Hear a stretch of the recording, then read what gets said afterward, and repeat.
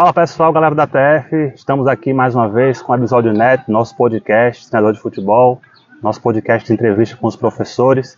E hoje a gente está aqui no CT do Retrô, acompanhando a Aldeia Cup, durante os jogos, falando aqui com o professor Vinícius, que atualmente treina a equipe profissional do Retrô. Professor Vinícius, primeiramente, boa tarde. Boa tarde. Obrigadão aí por ter do nosso convite.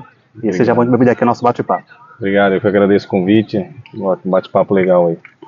Professor, a gente queria começar perguntando como é que foi esse início seu de trabalho aqui no Retrô. A equipe está na preparação visando já grandes desafios, começando já em janeiro, né? Tem pré-copa do Nordeste, o estadual. Como é que está sendo assim, as suas primeiras impressões, seu primeiro contato aí com o elenco nesses treinamentos? Olha, está sendo muito importante, né, as primeiras semanas no campo. É óbvio que o trabalho ele começou já em setembro, né, quando a gente se acertou e foi uma conversa bem prática, bem rápida. Teve uma vinda minha aqui para o CT, acompanhei uma semana toda a dinâmica do sem treinamento, acompanhei as categorias de base, né, tivemos reuniões com os departamentos, e isso foi muito importante, essa pré-vinda, né, esse pré-começo, para que a gente, né, conheça minimamente o clube e saiba, né, onde a gente pode começar a implantar, né, o nosso pensamento, as nossas ideias e trocar ideia com os profissionais da parte física, da parte médica, da parte de performance em geral. E o que a gente vem vivendo no campo é basicamente aquilo que, né, a gente imaginava, a importância da permanência de 75% do elenco, né, do ano de 2023. Isso te traz um conjunto, te traz um conhecimento dos atletas, tanto nos setores quanto nas situações do dia a dia. E agora a gente tem que implantar, né, o nosso sistema de jogo, a nossa metodologia de treinamento, a nossa mentalidade, as palavras que a gente gosta de usar para que todos se ambientem rápido e a gente consiga dar o padrão que a gente imagina dar para a equipe do Retrô para 2024. E, professor Vinícius, como é que foi assim o processo da negociação, do acerto? Você estava, ano passado, teve uma passagem pelo CSA, não foi isso? Mas como foi assim esse processo de acertar com a equipe do Retrô? Olha, basicamente a gente teve duas conversas, né? Uma com a direção, depois outra com a direção e o presidente. E, como eu disse, né? Acho que esse encontro, né? Meu com o Laércio, o Gustavo, com a direção do Retrô, ele foi muito prático, muito direto, né? Então acho que não durou 10 minutos a nossa conversa, depois só foram alguns ajustes, né, de tempo, alguma coisa assim de contrato, mas foi bem prático, uma forma que eu gosto, né, de tratar, assim, quem me proporciona a oportunidade de trabalho é sempre de uma forma bem direta, com a verdade. Eu costumo dizer que eles sempre têm que saber o que eu estou pensando, né, tanto de jogo, de treino, de treinamentos do dia a dia, o que eu pensei nas situações do jogo. Eu acho que fica mais fácil, né, e assim, nos momentos bons, é muito fácil de você aceitar, de você entender, e em alguns momentos que a gente sabe que o calendário ele é muito tenso no Brasil, quando você tem os momentos difíceis, você poder dialogar com as pessoas que te oportunizaram o trabalho, e que eles entendam, né, dentro de uma coerência daquilo que eles imaginam para o clube, para a gente seguir com uma confiança, com uma harmonia, com uma credibilidade para quem nos contratou. Excelente. E falando um pouco, professor Vinícius, ainda sobre a sua época de atleta, né? Você teve aí 8 temporadas jogando no Hannover, da Alemanha. A gente foi pesquisar, né? O Ralf Rangnick foi um dos seus treinadores, não foi isso? Primeiro. Foi o primeiro, né? Que passou já pelo Manchester, está hoje na seleção da Áustria, né? E a gente queria perguntar, professor, nessas 8 temporadas que você passou lá, um pouco da escola alemã, né? Que é vencedora, grandes nomes como Klopp, Tuchel, né? Vencendo até Champions League. E o quão importante foi essas temporadas e quanto foi enriquecedor até na sua forma também de ver o jogo. É verdade, foi uma experiência muito rica, que eu tenho certeza que eu levo muita coisa do que eu vivi na Alemanha para treinamentos, para jogo, mas para o dia a dia também. Eu melhorei muito como pessoa, tendo passado 8 anos na Alemanha. E eu defino em 2 etapas, né? Eu tive a sorte, acho que eu tive 2 vezes a sorte de pegar o pioneiro, né, a Alemanha jogava muito com linha de 3, né? Até a final da Copa 2002, a seleção do Felipão, a seleção do Rudi Völler jogavam com 3 zagueiros, e o Ralf foi praticamente o pioneiro da linha de 4 na Alemanha. Então era já um futebol que você vê muito no Red Bull, né, tanto no Bragantino, no Red Bull Leipzig, e era um futebol muito agressivo, muito para frente, muito vertical, de marcação alta. E eu peguei essa transformação na Alemanha, né, praticamente nas 2 primeiras temporadas com o Ralf. E isso já me trouxe outra maneira de ver o futebol, de treinar o futebol, mas ainda era um resquício da Alemanha antiga, que era muito através da forma física, da imposição. Então foi uma transição. Foi uma transição, né, a transição tática, mas ainda ele tinha muito da questão mental. Às vezes a gente estava fazendo um treinamento reduzido e um jogo que se estava ganhando de 3-0, eles viravam 4-3, ali faltando 2 minutos, e isso se via muito a mentalidade alemã, né? Aquela coisa de não desistir, não se entregar e vencer jogos na marra. Quando passou 2004, a Eurocopa 2004, e teve a transformação, né, a chegada do Klinsmann, a chegada, né, de uma metodologia nova da parte física também. Sim. Ali você começou a ver uma diferença técnica também no jogo alemão. Então eu peguei essa transição que era, né, de muita força, de ganhar jogos na marra, até depois começou a elaboração dos treinamentos, treinos com objetivos, jogadores jogando em mais de 1, 2 posições. Então o jogo praticamente trabalhando os comportamentos e as tomadas de decisões dos atletas. E isso foi onde eu vejo que eu comecei a entender realmente do jogo, de uma forma geral. Porque quando eu saí do Brasil, né, óbvio, tinha pouca bagagem, mas eu entendia muito da parte dos zagueiros. Sim. Aí teve a transição de como seria o zagueiro que é hoje, jogando em linha alta, propondo o jogo. E depois eu passei a entender muito daquilo que um lateral precisava fazer numa linha defensiva, num jogo apoiado, num último terço, o volante a mesma coisa, o meia a mesma coisa, situações com e sem a bola. Então foi uma coisa assim muito rica para minha vida, para minha carreira. E eu tive também daí a ver nascer toda a geração que em 2006 ficou em 3º lugar na Copa do Mundo, em 2008 vice-campeão europeu, em 2010 3º lugar na Copa do Mundo da África, em 2012 semifinal da Eurocopa, e em 2014 a geração premiada e trabalhada para ser campeão do mundo, ainda com alguns jogadores mais velhos, né, o Klose, o próprio Mertesacker que começou lá no Hannover comigo, e até, né, Mario Götze, o próprio Philipp Lahm, Schweinsteiger, jogadores, né, que vinham ali da seleção desde 2004, 2006, que eles foram construindo todas as etapas, e você via como a maneira como a Alemanha ganhou a Copa do Mundo no Brasil foi toda a transferência do que aconteceu de 2004 a 2014. Show de bola. E como é que o senhor avalia hoje a atual gestão da seleção lá, com o professor Nagelsmann, né? A seleção entrou aí num momento ruim, né?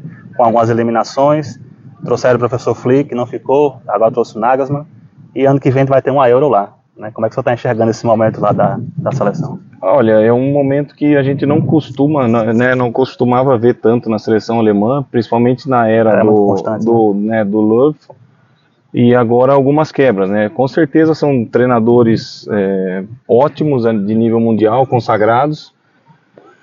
E a gente espera, né, as últimas 2 Copas do Mundo, acho que foram eliminações na primeira fase, dificuldades, mas e grandes talentos que ainda não conseguiram colocar todo o seu potencial em forma de resultado, né? Eu vejo que a Alemanha, né, não é normal que tenha essas mudanças, essa turbulência, mas eu vejo sempre um grande potencial. Aí eu acho que a questão da mentalidade, né, do planejamento, ele tem que entrar ainda voltar para primeiro plano, porque existe a qualidade do corpo técnico, existe a qualidade dos jogadores. Eu acho que eles se perderam em algum momento nessa questão, né, da mentalidade. Às vezes o alemão é sempre muito organizado. Eu acho que eles deviam não perder essa essência para voltar a ser protagonista no futebol mundial. Excelente, vamos estar acompanhando aí, né, a próxima Euro, vai ser mais uma competição de alto nível. E falando recentemente também, professor Vinícius, sobre a sua carreira, você teve aí uma longa passagem, um longo ciclo na equipe do Ituano e um acesso da Série D para a Série C. A Série D que o Retrô vai disputar em breve também esse ano. Queria lhe perguntar como é que você enxerga hoje a competição, as particularidades, as dificuldades de jogá-la, porque tem tido muitos jogos, né, questão das viagens também. Mas é que você pode destacar das principais dificuldades e desafios da Série C, da Série D, perdão, e falar um pouco desse seu acesso com o Ituano. Eu disputei, se eu não me engano, foi o último formato, que eram grupos de 4 equipes, e depois passaram a ser de 8, né? Eu acho que ela ficou mais justo pro mercado em geral, porque algumas equipes que saíam fora na primeira fase, os jogadores ficavam sem contrato após 1 mês e meio, e o contrato mínimo de um atleta profissional é de 3 meses. Eu acho que essa mudança já foi boa. O que, né, é muito difícil é a questão do formato mesmo da Série D, né? Óbvio que eu vejo que a cada ano que se passa, as equipes elas estão se fortalecendo, né? A Série C já foi uma das mais difíceis esse ano de todos os tempos. A Série B é muito forte, né? O ano passado a gente tinha os 4 grandes praticamente. Então e isso está se refletindo agora na Série D, né? Equipes que vêm disputando ela várias vezes, que vêm entendendo cada vez mais a competição, e o exemplo do Retrô, né? Que vem fazendo boas campanhas na primeira fase. E, né, o mata-mata ele é muito peculiar, ele é muito difícil, né? A gente tem que entender esses 2 universos de competição, né? Manter uma caminhada importante na primeira fase, mas saber que na Série D, você tendo jogos na arena, num campo bom, num gramado bom, você tem que propor, você tem que jogar, você tem que aproveitar esse fator pela qualidade dos jogadores do Retrô, pelas condições que eles dão aos profissionais. E muitas vezes na Série D você vai ter que fazer alguns jogos de resultado, né, fora de casa, não digo jogar por uma bola, mas você não se expor de maneira inconsequente. Sim. E isso passa por um lastro, por um entendimento. O que aconteceu nos últimos 2 anos não pode virar um peso, ele tem que virar um aprendizado, né, para todo mundo que está vivendo mais uma sequência, mais um ano no Retrô. E eu acredito que você, né, jogar, eu acho que todo mundo vai jogar a Série D, mas você tem que entender muito bem a competição, a diferença dos jogos em casa, dos jogos fora, né, da logística, de um jogo à noite, de um jogo à tarde, que muitos colocam o jogo, né, num horário que dificulte, né, pois o adversário não está acostumado. E eu acho que a gente vai estar mais calejado para isso, e atentar a todos esses detalhes para além disso, desempenhar um futebol, né, às vezes um bom futebol, e às vezes um futebol de resultado, um futebol eficiente, saber usar bem a competição para isso. Sobre a campanha da Docessa, você poderia falar um pouco? Claro. Eu tinha participado como auxiliar em algumas campanhas, e algumas vezes, como eu falei, a gente não entendia, né, principalmente nos jogos fora. A gente, né, sabia que a gente era muito forte no Novelli Júnior, e a gente criou uma frase que foi muito importante lá, que deixou bem claro que às vezes, por ser de São Paulo e uma equipe muito organizada, a gente se apegava a isso e achava que por si só poderia resolver os problemas do jogo. Sim. E hoje a gente comentou lá que, a Série D não é um campeonato para se jogar de terno e gravata, para se jogar com se achando absoluto. Foram anos de aprendizado, né? E a gente combinou, a gente falou, a gente dentro de casa a gente vai propor o jogo e fora a gente se adapta.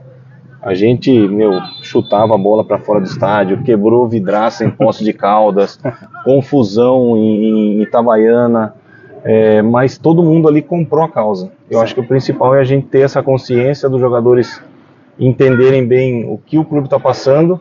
E eu tenho, todas as vezes que eu vou para Itu, assistir um jogo, visitar os amigos que eu tenho no Ituano, você vê o sentimento de gratidão da minha parte, da parte deles, de ter saído dessa divisão, que realmente é uma divisão muito difícil de se encarar. E olhando também agora, professor Vinícius, para o futuro, né? O Retrô vai ter várias competições, além da Série D, como já falamos. Você está tendo seu primeiro contato com a equipe. O que é que a gente pode esperar do Retrô em campo para a temporada 2024? Olha, a gente sabe da responsabilidade, né? Tem alguns, não que a gente tenha que mudar a maneira de jogar de acordo com a competição, a gente tenha que se adaptar em alguns momentos, mas a gente sabe que o DNA é um DNA de gostar do jogo, de ficar com a bola, de ser agressivo, né? A gente tem que assumir, né, ter a noção disso nos jogos que são necessários você assumir esse protagonismo sem nenhuma soberba, pelo contrário, é saber aonde o clube quer chegar, e a gente precisa ter essa coragem em qualquer situação do campeonato, às vezes fora, às vezes em casa, e competir muito, né? A gente tem que, não adianta só ter 80% de posse de bola e ceder 15 contra-ataques para o adversário. Então a gente tem que ter um equilíbrio muito bom, né, entre dessa parte ofensiva, defensiva, ter bastante claro aquilo que a gente quer fazer, e em determinados momentos, né, em alguns, né, jogos grandes, jogos importantes, a gente não abrir mão de jogar, mas saber correr riscos calculados e não dar tanta chance ao adversário. Isso aí se passa às vezes com muita conversa, muito entendimento, demonstração. Acho que a importância de vídeos para a gente saber onde é que a gente corre risco, onde é que a gente mata uma jogada, onde é que a gente usa uma superioridade para machucar o adversário, onde a gente entende que não botar a bola onde o adversário quer, né, roubar e agredir a gente. Eu acredito que, né, tem que ficar muito claro na cabeça dos atletas para que a gente não apenas navegue aí durante as competições, que às vezes a situação fica boa, às vezes aí quando você perde um pouco do controle você acaba se perdendo, perde a convicção. Então a gente saber conduzir, né, tendo o controle, e mais do que o controle, a consciência daquilo que a gente está vivendo no ano. Show de bola, então. Nós conversamos com o professor Vinícius Bergantin, aqui do Retrô, está aqui preparando a equipe, treinamentos, já visando a temporada do ano que vem. Professor Vinícius, mais uma vez, muito obrigado por falar conosco. Obrigado, foi um prazer. E desejar todo sucesso nessa quarta temporada. Obrigado, um abraço, foi um prazer.